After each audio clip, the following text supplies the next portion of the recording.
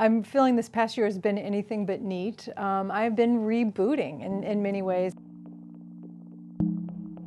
In my mind, this was my gap year. I thought, well, why shouldn't I have a gap year? You know, I love this concept of kids who have gap years after school. Why shouldn't I have one after all this time working? And I threw myself into my book. And so I haven't had the gap I expected, but it's been messy. I think partly because I'm having to give up old routines, which is hard. I had to really kind of spin up a little mini company to get this book together. Obviously, you had an extraordinary career in the corporate world. At GE, you spent the vast majority of your career there and left at the end of last year to take on this new chapter.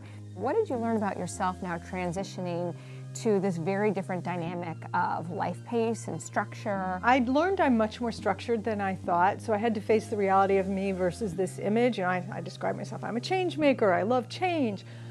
Well, not really. I had worked in companies with great teams, and you have these platforms. They're optimized to get stuff done. Suddenly you have to just figure out, how do I get a G Suite account? Where do I get my mail? And something you think is going to take you 5 minutes, 5 seconds, takes 5 hours. You know, I've also always been struck that you describe yourself as an introvert. How have you learned to use that aspect of who you are to your advantage? I would show up at meetings and I had ideas and I didn't say anything. And people wouldn't even know I was in the meeting. You know, I mean, I'm sure I was polite, you know, I said hello, but I would leave and I would get so frustrated. So those were the times when introversion held me back. On the other hand, I've come to appreciate that that part of my nature is also good in the workplace. And what do introverts have? We're thoughtful in the way that we observe, because we're not talking, we're quiet, so we tend to be, I think, good listeners. I think I translated that into being somewhat of a synthesizer. So often the way I'd feel comfortable in a meeting is, okay, here's what I think I've heard everybody say, here's 5 ideas that came out of this, as a way to kind of recap. But you talk a lot about the need to really get comfortable with the small failures and day-to-day in your life. Again, easier said than done. How have you gotten better at failing? We're in this sort of business cycle, and I think a lot influenced by Silicon Valley and our startup culture, you know, fail fast, fail small, fail fast, like it's just like cool, like it's a little model, like I just did it, you know, and now I got funded. Everybody knows that's not true, right? So I think what I worry is that there's so much pressure to just like act like it's easy. I like the idea of just when you finished a project to sort of force yourself, especially a project that's gone well, what didn't go well, what almost couldn't have gone well.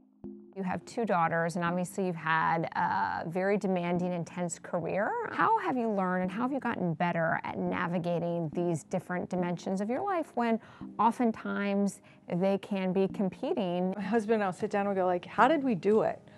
We don't know. I don't know. We just did it. And I think that's really maybe the message is you just do it. I'd love to tell you I had some organized plan. I'm really proud of my daughters. They're very independent. They're both very creative. I love that about them. But I know there were times work got more of me than they did.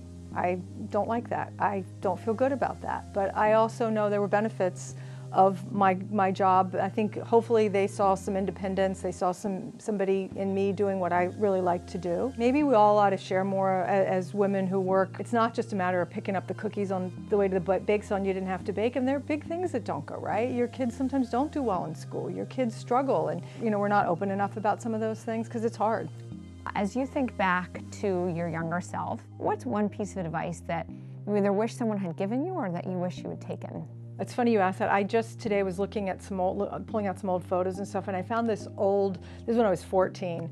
I found this old letter or report I had written. It was called Everything You Want to Know About Beth Comstock, *, but we're afraid to ask. Okay, this was, trust me, it was not riveting poetry or prose, but there was this thing and it said, I'm ambitious. And I think I want to be about 50 different things, ! So that was in me at 14. I'm sure it was in me at 22. That's good. Ambition is good. Like, don't be bashful. Don't think it's a bad thing to be ambitious. And you can be 50 different, maybe not 50, but you can be multiple different things.